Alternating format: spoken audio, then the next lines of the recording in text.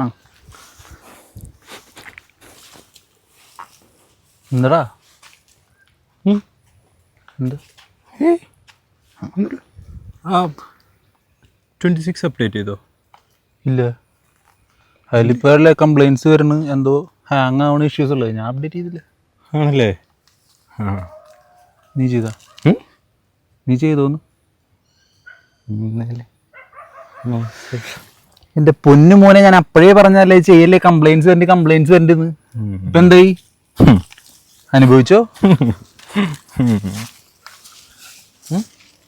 വിഷമമൊന്നുമില്ലല്ലോ? എനിക്കെന്ത് വിഷമം? എനിക്കൊരു വിഷമമില്ല, എനിക്കൊരു വിഷമമില്ല.